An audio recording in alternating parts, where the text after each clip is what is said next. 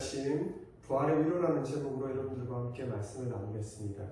본문은 요한복음 20장 1절로 10절입니다.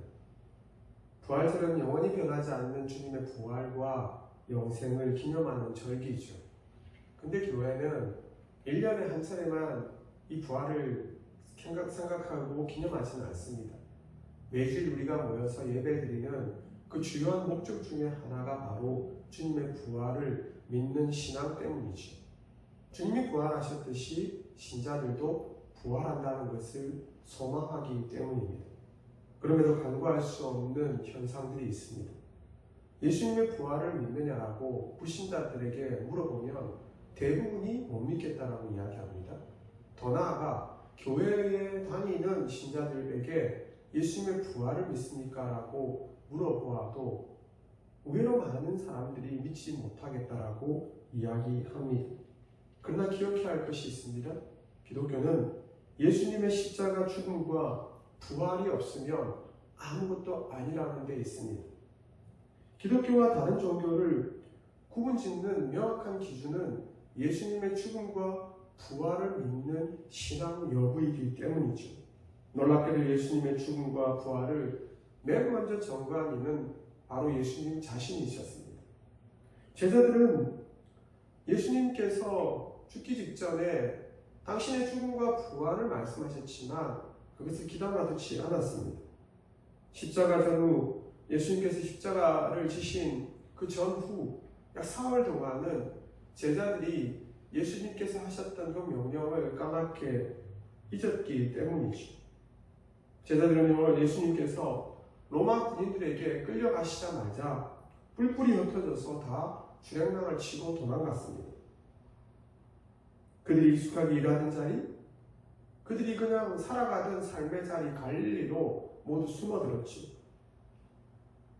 제자들은 순식간에 일어난 그 예수의 십자가 처형으로 인해서 큰 허탈감에 잠겼습니다. 단지 베드로와 요한만 예수님의 십자가를 보기 위해서, 아니 예수님의 시신이 어떻게 되었나를 궁금해서 예루살렘에 남아있었을 뿐입니다. 그가 정말 구원자였는가? 그가 그렇게 허무하게 세상을 지실 수 있나? 이것이 바로 제자들의 반응들이었죠. 예수님은 골고다 언덕에서 십자가 처형을 당했기 때문에 가족들도 시신을 수습할 수가 없었습니다. 일반적으로 십자가형을 받은 제수, 그 제수의 죽음은 골고다 언덕에 버려졌기 때문입니다. 골고다 언덕에 사도 요한도 있었습니다. 예수의 어머니 마리아와 함께 죽음을 지켜보았지만 그도 어떻게 손쓸 방도가 없었지요. 재정적인 여유도 없었고 장래 경험도 없었기 때문이죠. 그런데 그때 바로 유대사회에서 공의의 의원으로 활약하고 있던 아리마대 요셉이 예수의 시신을 수습했습니다.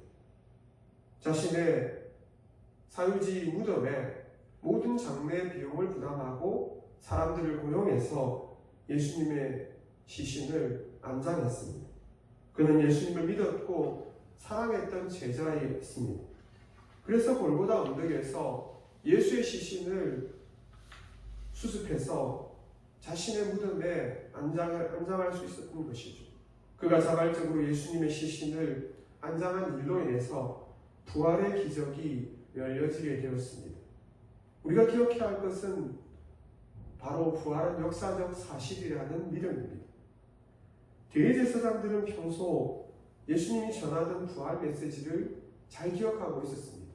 제자들은 까맣게 있었지만 그들은 이 사실을, 주님의 메시지를 기억하고 있었습니다.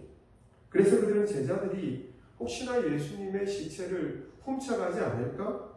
그리고 난 다음에 예수님이 부활했다고 위조할까봐 매우 두려워했습니다. 빌라도에게 직접 찾아가서 무덤을 경계하도록 요청했던 이도 바로 대제사장 그룹이었습니다.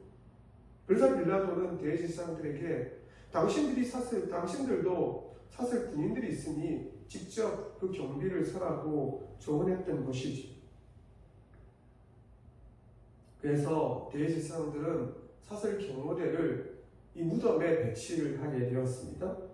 경비는 매우 삼엄했습니다. 안식일에는 그나마 여유가 좀 있었죠. 왜냐하면 유대인들은 안식일에 이동하지 않았기 때문입니다. 그런데 사흘째 되는 날 막달라 마리아가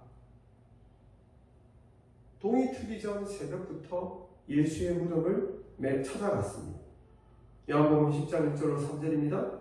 안식 후 첫날 일찍이 아직 어두울 때에 막달라 마리아가 무덤에 와서 돌이 무덤에서 옮겨진 것을 보고 시몬 베드로와 예수께서 사랑하시던 그 다른 제자에게 달려가서 말하되 사람들이 주님을 무덤에서 가져다가 어디 두었는지 우리가 알지 못하겠다 하니 베드로와 그 다른 제자가 나가서 무덤으로 갈세. 마리아는 무덤에 도착하자마자 매우 놀랐습니다. 무덤을 가로막고 있던 큰 돌이 이동해 있었기 때문이죠. 무덤 속에서 그 예수의 시신을 발견하지 못했습니다. 마리아는 이 사실을 제자들 곧 베드로와 요한에게 급히 알렸습니다. 베드로와 요한은 급히 무덤으로 달려가서 침착하게 어떻게 예수의 시신이 행방불명되었는지 조사했습니다. 제자들은 누군가 예수의 시신을 훔쳐가지 않았을까 하는 마음이 있었기 때문이죠. 그래서 무덤에서 흔적을 발견하려고 했던 것이죠. 그리고 몇 가지 증거를 발견했습니다.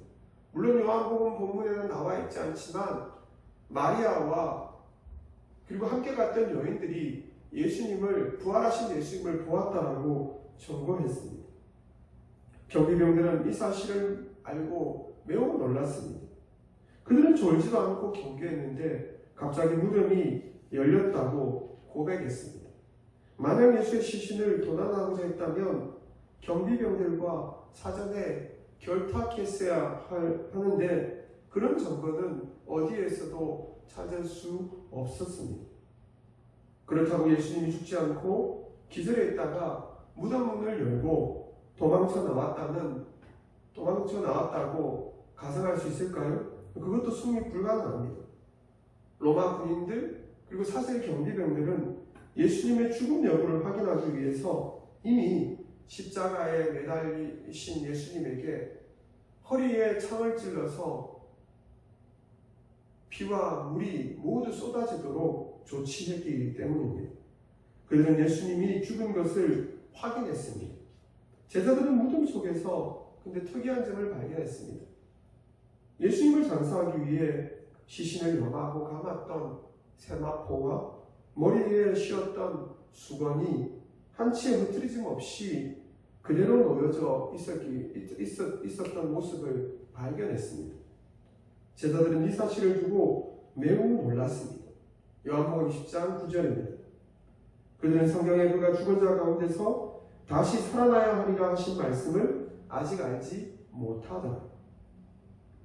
제자들은 무덤을 확인하고 나서도 예수님이 부활하셨다는 그 사실을 인지하지 못했습니다. 그렇게 생각하지도 않았습니다. 제자들은 예수님 마지막 만찬을 하실 때 하신 말씀을 잘 기억해야 되는데 그렇지 못했습니다. 부활이 실제로 어떻게 일어날 수 있는가 그것까지 생각하지 못했던 것이죠. 부활체가 어떤 모습인지를 그들이 보지 못했기 때문입니다. 저도 부활체를 한 번도 본 적이 없습니다. 사이비 중에는 부활하신 예수님을 흉내내서 광채가 낫다라고 여기던 상상하고 그들도 그런 존재인 것처럼 과장하는 이들이 있죠. 변장하는 이들이 있습니다.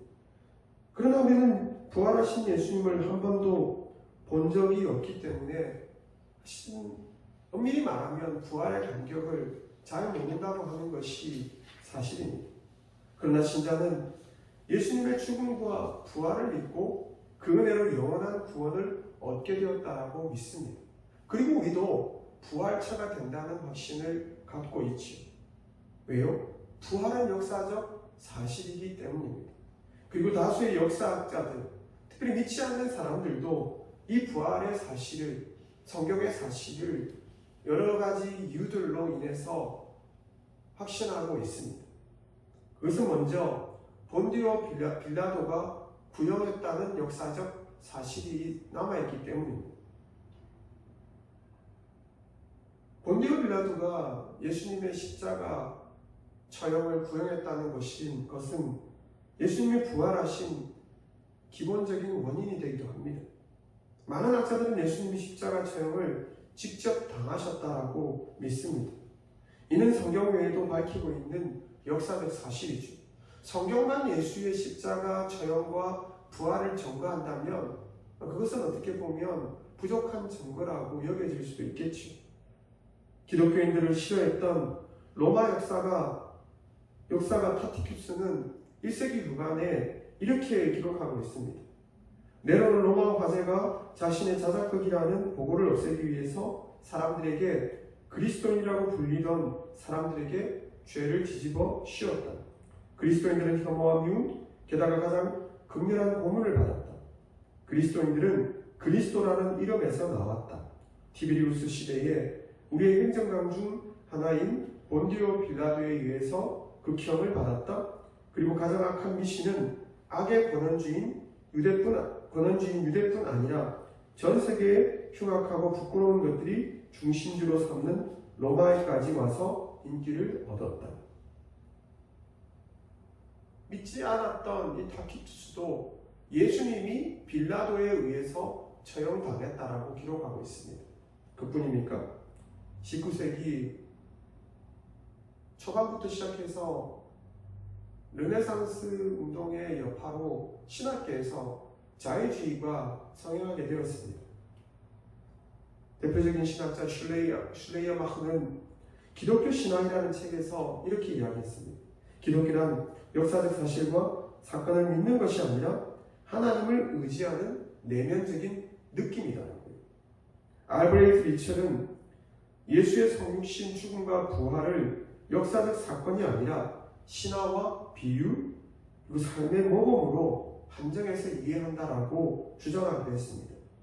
그러나 역사가 요세푸스나 타키투스의 저작으로 인해서 부활이 역사적 사실이라는 것을 그 누구도 부정할 수 없습니다. 없게 되었다는 것을 기억하시기 바랍니다. 그리고 예수님의 부활이 역사적 사실이라는 두 번째 증거는 빈무덤 자체에 있습니다.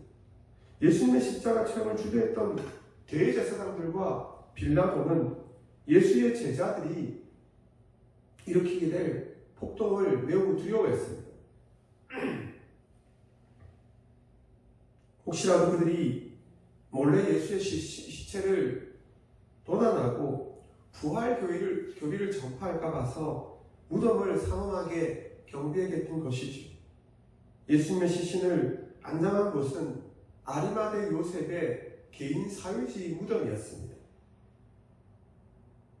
대제사장들은 사설 경비대를 동원해서 그 개인 사유지까지 경비하려고 했던 것이죠. 마가복음 16장에는 무덤이 큰 바위로 봉인되어 있었다라고 기록하고 있습니다. 그들이 생각할 때에 예수의 시체가 매우 특별하기 때문이죠. 그러나 예수님이 부활하자 예수님에게 적대적인 사람들도 무덤이 비게 된 사실을 알게 되었습니다. 대제사장들은 경비병에게 1차적인 책임을 묻고자 했죠. 그러나 그것이 실패로 돌아갔습니다. 그들에게 돈을 매수해서 오히려 가짜뉴스를 퍼뜨리게 하려고 했던 것이죠. 이 부활 소식에 대한 가짜뉴스는 2세기까지도 극심하게 로마전에게 퍼져나갔습니다. 초대교부이자 역사가했던 순교자 마트와 저스틴 마트와 터툴리아는 유대인들은 제자들이 예수의 시체를 훔쳐갔다고 주장했다라고 기록하고 있습니다. 그리고 이는 마태복음 28장의 기록과도 일치하는 것이죠. 어떻게 보면 가짜뉴스를 먼저 퍼나른 사람들이 유대 지도자들, 곧 대제사장들과 바리새인들이었다는 것을 기억할 필요가 있습니다. 만약 시체가 무덤에 있었다면 시체를 훔쳐갔다고 주장할 이유가 없었겠죠. 그리고 예수님이 죽지도 않았다면 무엇 때문에 무덤이 존재하겠습니까? 막달라 마리아와 예수의 어머니 마리아, 살롬에는 사흘째 되는 안식 후 첫날 예수의 무덤을 찾고 예수의 무덤이 비어있다는 것을 목격했죠. 그리고 부활하신 예수님을 보고 부활의 증인이 되기로 어떻게 보면 앞장섰다라고 말할 수 있습니다. 로마 사회에서 그러나 여성들의 지위는 매우 낮았습니다. 그들이 정언을 한다고 해도 사람들이 받아들이지 못했습니다. 그런 까닭에 마리아가 예수의 제자였던 베드로와 요한에게 달려가서 정리되어 주도록 어떻게 보면 동기부여했던 것이죠. 그리고 예수의 부활의 역사적 사실이라는 세 번째 이유가 있습니다. 그것은 바로 제자들이 마음을 바꾸고 거의 모든 제자들이 순교한 까닭입니다. 까닭은 사실 때문에 있습니다. 고린도전서 15장 3절로 8절 같이 읽겠습니다. 내가 받은 것을 먼저 너희에게 전하노니 이는 성경대로 그리스도께서 우리 죄를 위하여 죽으시고 장사 지낸 바 되셨다가 성경대로 사흘 만에 다시 살아나사 게바에게 보이시고 후에 12제자에게와 그 후에 500명 형제에게 일시에 보이셨나니 그 중에 지금까지 대다수는 살아있고 어떤 사람은 잠들었으며 그 후에 야고보에게 보이셨으며 그 후에 모든 사도에게와 맨 나중에 만삭되어 못하여 난 자 같은 내게도 보이셨느니라. 예수님은 부활하시고 40일 동안 부활체로 제자들을 만나셨습니다. 그들과 교제하셨고 부활의 복음을 증거하며 제자들이 복음의 정인이 되도록 독려하셨죠. 제자들은 그제서야 부활하신 예수님을 증거하는 사도요 정인의 삶을 살기로 결심했던 것이죠. 사도 요한의 제자 폴리캅은 빌립보 교회에 보내는 서신에서 무한한 인내에 대해서 다음과 같이 언급했습니다. 그들은 주님과 함께 그들에게 주어진 자리에 있다. 그와 함께 있기에 그들은 고난도 함께 당하고 있다. 그들은 이 세상을 사랑하지 않기 때문에 예수의 증인의 삶을 살고 있다. 폴리캅의 동역자요 안디옥 교회 교부였던 이그나티우스는 7편지에서 예수님의 제자들이 그들의 믿음으로 인해 고난받았다라고 기록하고 있습니다. 예수의 제자들뿐만 아니라 제자들, 즉 사도들의 또 다른 제자들도 예수의 죽음과 부활을 증언하다가 박해를 받기도 하고 순교를 당하기도 했던 것이죠. 이것이 바로 예수의 죽음과 부활이 역사적 사실임을 증언하는 중요한 근거입니다. 그리고 예수님의 부활이 역사적 사실이라는 네 번째 증거가 있습니다. 그것은 집행자 바울의 회심입니다.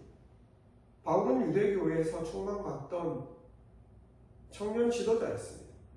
근데 그는 그리스도인들을 박해하고 순교하도록 집행자 역할을 감당했던 인물이죠. 그가 다메섹 도상에서 예수님을 극적으로 만나죠. 그리고 회심하게 됩니다. 바울은 부활체로 나타나신 예수님을 만나서 그가 구약에서 말씀하신 메시아라는 것을 순전하게 믿지 온전히 믿었습니다. 그리고 그 결과 자신의 삶을 완전히 바꿔서 예수의 사도 부활의 증인이 되었던 것이죠. 유대교를 대표하는 신학자요 최고 랍비의 반열에 오를 수 있는 총망받고 보장된 미래가 있었지만 그가 무엇 때문에 예수의 제자, 예수의 사도로 탈바꿈하게 되었습니까? 예수님의 부활을 목격하고 직접 예수님을 만났기 때문입니다. 사도 바울은 예수의 증인이라는 이유로 네로 시대에 순교당했다라고 역사가 기록하고 있습니다. 유대인 역사가 요세푸스 역시 예수님의 동생 야고보도 순교당했다라고 기록하고 있습니다. 예수의 제자들은 거의 모두가 예수의 부활을 보고 부활체였던 예수님과 만나서 부활의 증인이 되기로 다짐했죠. 그 결과 많은 이들이 순교했던 것이죠. 바울이 예수를 위해서 살았던 것, 그것이 어떻게 보면 예수의 부활이 역사적 사실이라는 것을 더욱 강하게 우리에게 알려주고 있습니다. 그리고 마지막, 예수님의 부활이 역사적 사실이라는 것을 증거하는 기록이 있습니다. 그것은 바로 1세기에 기독교가 사멸되지 않았다는 데 있습니다. 로마 제국은 그리스도인들이 예수의 십자가 처형과 부활을 전파하는 것을 싫어했습니다. 그리고 격렬하게 반대했습니다. 그렇지만 기독교는 사멸되지 않았습니다. 오히려 로마가 자신의 속국을 통치하기 위해서 만들어두었던, 건설해두었던 길들을 따라서 복음을 오히려 더 쉽게 전했던 것이죠. 여러 민족, 여러 나라로 그리스도의 복음이 전파되었습니다. 그리스도인들은 무엇 때문에 순교와 박해를 각오하며 예수의 증인으로 살았고 지금 우리도 예수의 증인으로 순종하는 것일까요? 그것은 다름 아니라 예수님이 부활하신 사실이 진리요, 그리고 하나님이 주시는 은혜와 위로이기 때문입니다. 요한일서 4장 2절로 3절입니다. 이로써 너희가 하나님의 영을 알지니 곧 예수 그리스도께서 육체로 오신 것을 시인하는 영마다 하나님께 속한 것이요, 예수를 시인하지 않는 영마다 하나님께 속한 것이 아니니 이것이 곧 저 그리스도의 영이라. 오리라 한 말을 너희가 들을 거니와 지금 벌써 세상에 있느니라. 사랑하는 성도 여러분, 우리는 부활을 역사적 사실로만 믿는 것으로 끝나지 말아야 합니다. 부활의 증인으로, 그리고 이것이 과거의 역사적 사실일 뿐만 아니라 우리가 살고 있는 오늘, 그리고 우리가 앞으로 살아갈 내일을 위한 하나님의 위로이심을 기억하시길 바랍니다. 복음의 핵심은 예수님만이 유일한 구원자이심을 고백하는 믿음입니다. 신자는 예수님의 죽음과 부활을 통해서 영생을 얻습니다. 다른 복음은 없습니다. 예수님은 하나님을 위해서 곧 주의 영광과 신실하심, 주의 자비와 공의에 순종하시기 위해서 십자가에서 죽으시고 부활하셨습니다. 그 은혜와 그 희생이 여러분 자신에게 사랑의 흐름으로 이어지게 되었던 것이죠. 우리가 예수님의 십자가 부활로 인해서, 죽음과 부활로 인해서 주의 자녀가 되는 은혜를 입었습니다. 하나님이 이 세상을 사랑하신 증거가 십자가 희생이요 예수님의 부활에 있음을 기억하는 저와 여러분들 되기를 소망합니다. 부활은 2000년 전 역사 속에서 있었던 역사적 사실뿐만 아니라 지금도 우리에게 영원한 효력, 영원한 사랑을 미치는 통로가 된다는 것을 기억하시길 바랍니다. 이스라엘 백성은 그리스도의 오심에 대해서 잘 알지 못했습니다. 다윗도 그 사실을 잘 알지 못한 채 메시아, 곧 주 예수 그리스도의 오심에 대해서 시편에서 노래하고 시로 기록했던 것이죠.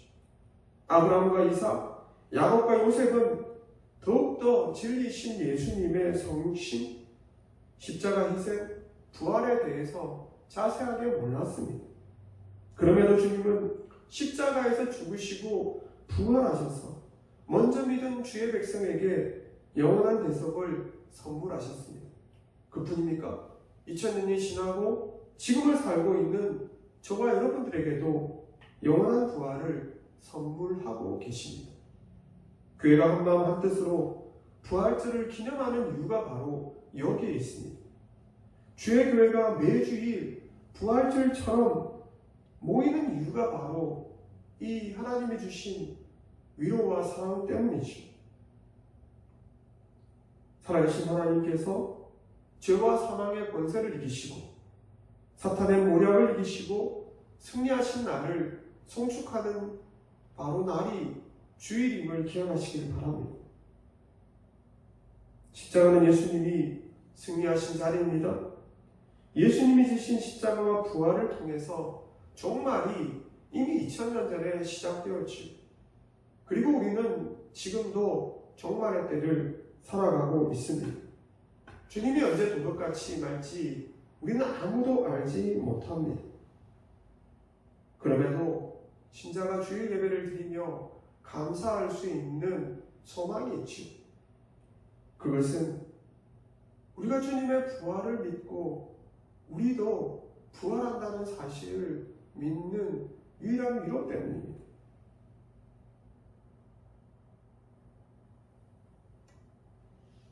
코로나 시대가 되고 난 다음에 사람들이 개인적 신앙을 자연스럽게 여기고 있습니다. 교회에 모이지 않아도 자신들이 신자로 살아갈 수 있다라고 매우 어떻게 보면 안심하고 자만하고 있죠. 그러나 성경은 우리에게 말합니다. 모여서 주의 부활과 주의 십자가를 함께 묵상하고 함께 나누고 감사하고 그것이 예배로 모이는 주요한 목적입니다. 여러분, 우리가 주님의 부활을 믿고 우리 자신의 부활을 믿는다면 우리는 함께 모이기를 힘써야 하고 때를 따라서 주의 부활을 증거하는 정인의 삶을 살아가야 할 줄로 믿습니다. 십자가가 여러분의 자랑이 되기를 소망합니다. 또한 동시에 예수의 부활이 여러분의 복음의 핵심이 되기를 소망합니다. 지금도 부활하신 예수님 때문에 우리가 겪고 있는 이 인생 풍랑 중에서 우리는 앞으로 나아갈 수 있다는 소망을 기억하시기를 바랍니다. 언제 닥칠지 모르는 심판에 대해서도 우리가 부활의 진리를 믿고 우리도 부활할 것을 믿고 성경 진리에 부합된 삶을 살고 있다면 여러분 담대히 주의 심판대 앞에 설 수 있게 될 것입니다. 여러분의 삶 속에, 여러분의 생각 속에, 여러분의 말 속에 주님의 부활이 경험되기를 소망합니다. 우리는 부활할 존재들입니다. 아니 이미 십자가의 은혜 때문에 부활한 삶을 사는 존재들이죠. 주님은 저와 여러분을 통해서 성령으로 말미암아 부활체로 살아가기를 소망하십니다.